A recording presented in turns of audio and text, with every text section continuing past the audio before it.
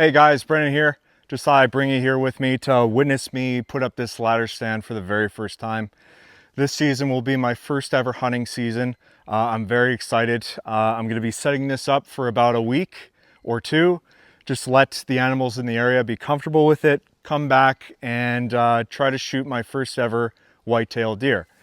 Now, I love meat and I wanted to basically continue the tradition of hunting because my family is a big hunting family, and I also just kind of wanted to experience just what it takes in order to come out here, shoot an animal, and be able to bring that meat back home with me and experience cooking it up and putting it on my plate. I used to have a cooking channel, well I still do, but I'm not active on it, where the main focus of it was meat. But in this video, I want to talk about how damaging meat is for the overall globe. And we hear a lot about this in the media, about how cow farts are damaging the atmosphere because methane is a very insulating gas. But that's not what I'm going to talk about in this video. In fact, there are so many other more important factors at play that basically explain just how damaging it is, and how because we eat meat for 3 meals each and every day, that it's not sustainable and something's going to have to change in our lifetimes. Now, in regards to the argument for methane being produced from cows and going up into the atmosphere, methane is a temporary gas. Usually about a decade is when methane tends to break down into smaller components. And it doesn't have its insulating properties like methane does. Where meat is very damaging to the overall environment is the fact that in order for these animals to live in their enclosed spaces, because we have to grow a lot of protein all in one space in order to meet the demands of the global markets for pork, beef, chicken, you name it. Because we have to pump them full of antibiotics to live in their conditions, those antibiotics, they pass through the animal into the feces, or it's in the feed stock for them, and that gets dumped onto the ground, or it leaks out of their urine onto the ground, and it can make its way into the groundwater. And because it makes its way into the environment, all the bacteria that are in that present area where the antibiotics are present, those bacteria, they become resistant to those antibiotics. And sometimes meat makes it to market where there is a higher amount of antibiotics within the meat. So when people ingest them, the bacteria within those people also become resistant. That's not as common, but it can happen. So as time goes on, because these bacteria all around us are becoming more resistant to these to antibiotics, it's starting to make our healthcare system fall apart, where we could enter a dark age of medicine where people cannot be opened up for surgeries, or they can have simple operations, because then it introduces the possibility for antibiotic resistant bacteria to enter the person, and then they can't be treated, because bacteria are essentially evolving at a faster pace than we are able to produce newer and more stronger types of antibiotics. So right now it's estimated that there's anywhere from, I don't know, 35,000 to 40,000 deaths per year due to antibiotic resistant bacteria. Well, that's projected to skyrocket to 10 million deaths per year by 2050. And if it gets to that point, then it can become the leading cause of death worldwide. So the UN labels it as one of the most pressing health issues to face humanity in the coming decades. And that's just one aspect. So anyways, I'm gonna start this up and I'm gonna talk a little bit further with you guys. Oh, this is gonna be difficult.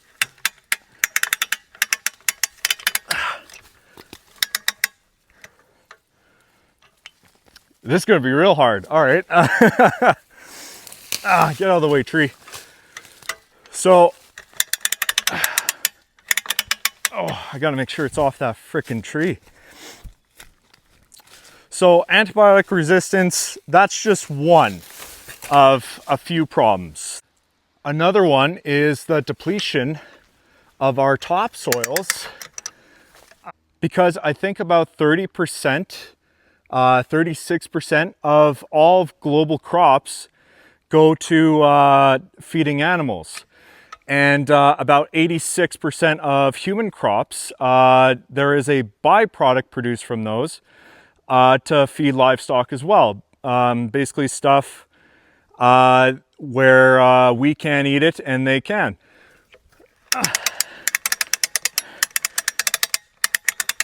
Raising meat is a lot more calorie intensive than it is to grow just vegetation.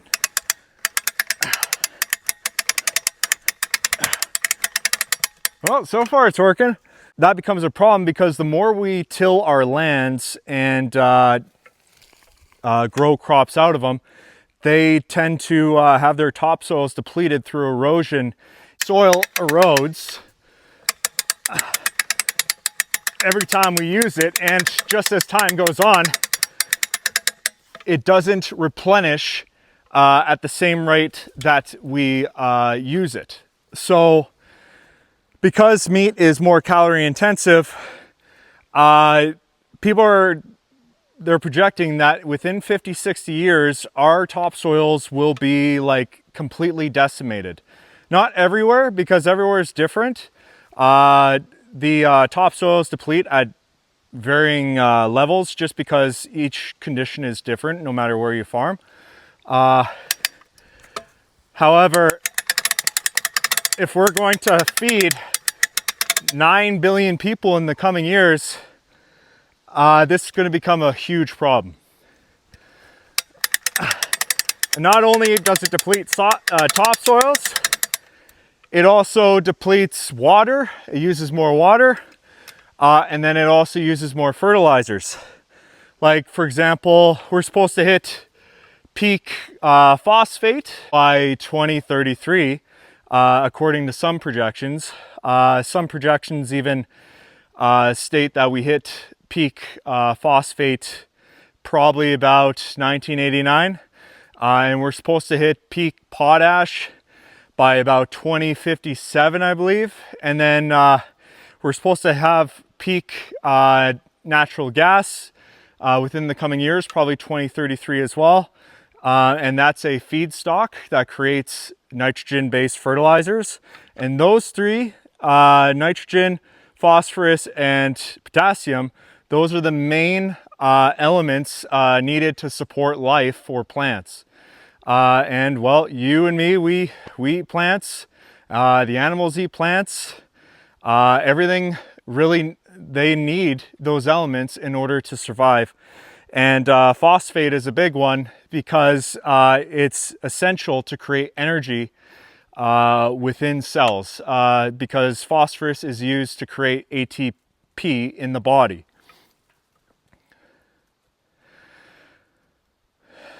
And let's say we have another pandemic in the future. Where it's probably going to come from is it'll probably come from our farms that raise livestock, because of just how close quarters all those animals are. So they're not able to be healthy at all times. And for that reason, pandemics could arise from those situations. For the future here, we need to be able to figure out ways to either produce meat more sustainably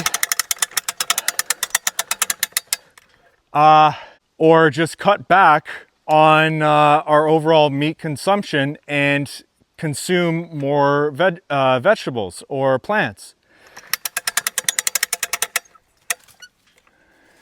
Because what we're doing right now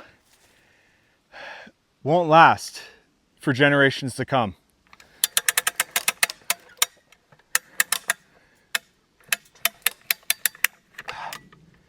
Oh, Christ. All right, well, I'm kind of at a point where I'm stuck. So thanks for watching. I'll see you in the next one.